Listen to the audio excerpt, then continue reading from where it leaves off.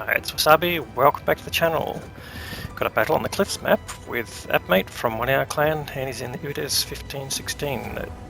This is a tier 10 Swedish medium tank.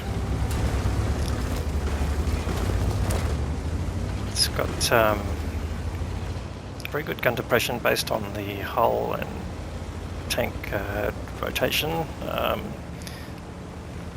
A nice punchy gun and reasonably fast. You can see it going across the ground here at 50 k's, so it's sort of mid-pack in terms of speed, but not bad for a medium tank.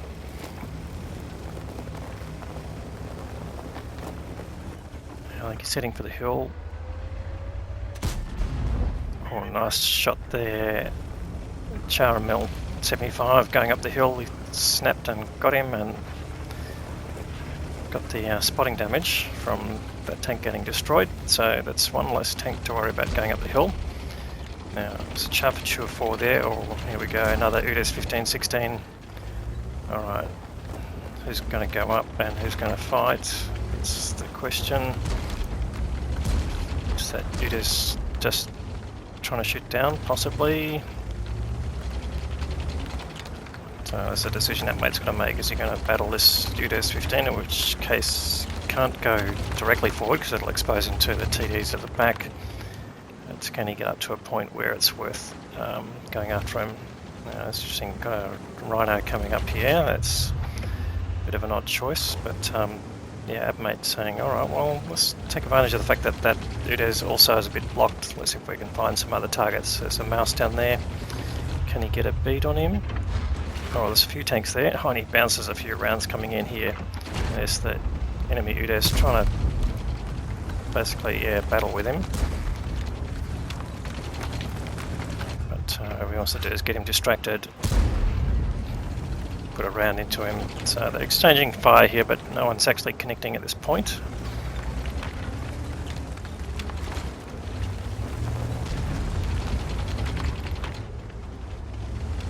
Drive him off the hill would be a good outcome. If he tries to go up the hill without fighting him, then good chance that he'll just get shot in the back. So, alright, here we got Minotauro, T30. Now, one of the advantages of shooting down, of course, is that you're able to shoot down onto engine decks and turret roofs, which are a lot thinner than normal armour. Oh, here we go.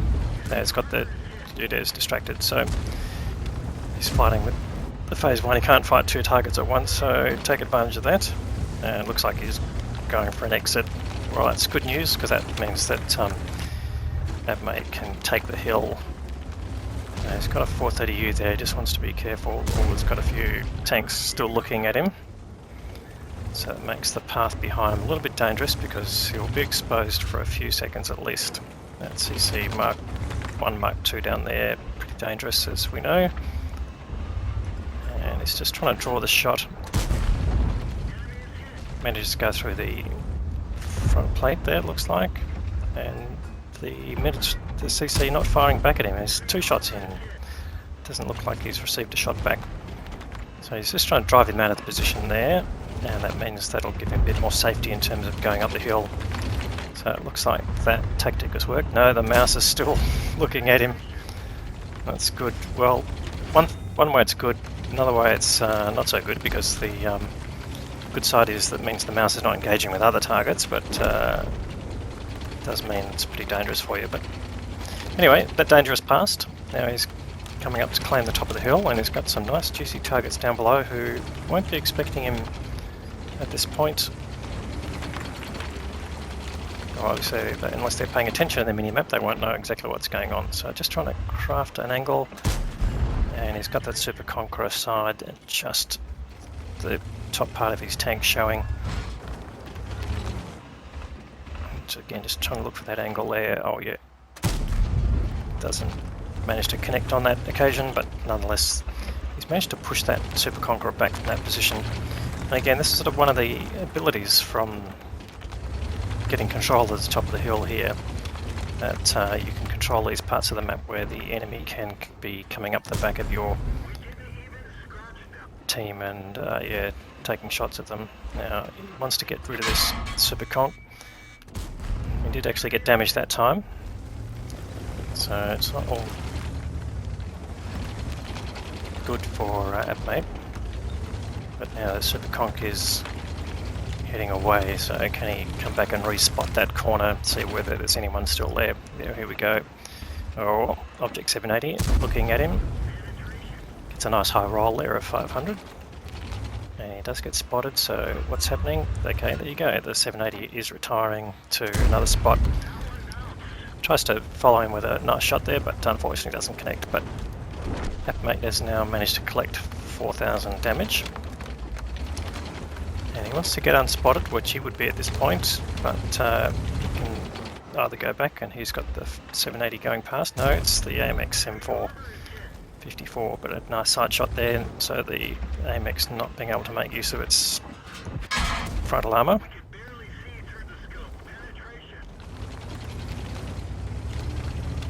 He's picked up some more damage there, so it's really starting to farm nicely here.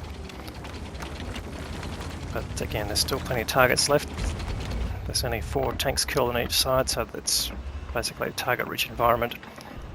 And the Minotauro there starts to look up, so that's good awareness from the Minotauro. But it didn't help him at all, because he did get a damaging shot in. So anyway, just a matter of the way you play this hill is about mixing and matching, so that you're not sitting in one spot just trying to poke out and just exposing yourself and getting people used to the idea that you're there and knowing where to point. You've got to move around and look for targets. And you can see he's still pretty much lit here, but that Minotauro, even though he knows he's here, there you go, still firing up there. So luckily the angles are working in his favour. In that respect, that these things are bouncing, but now it's just got to not keep coming back to the same spot, or overworking their position if you can help it.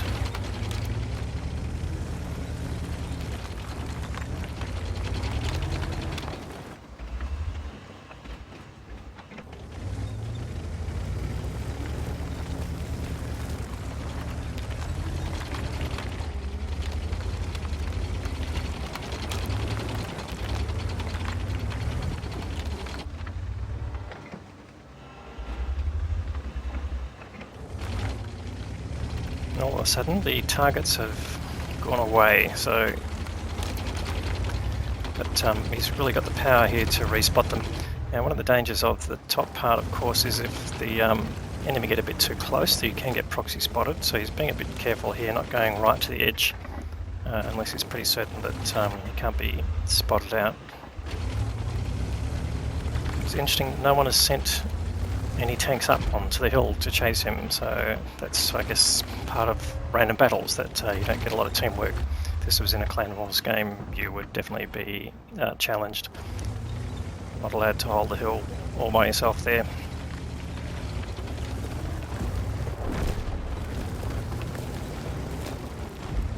Alright, so the enemy tank's starting to be spotted, so the Super Conch is not spotted now.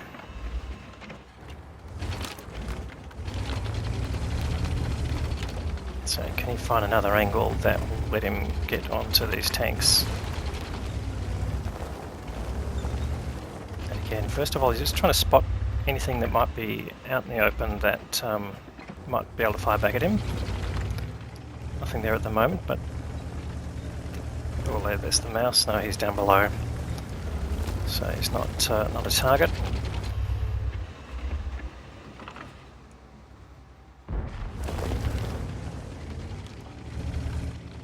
And there's the enemy UDES hugging the hill, so it's going to be very difficult to shoot him.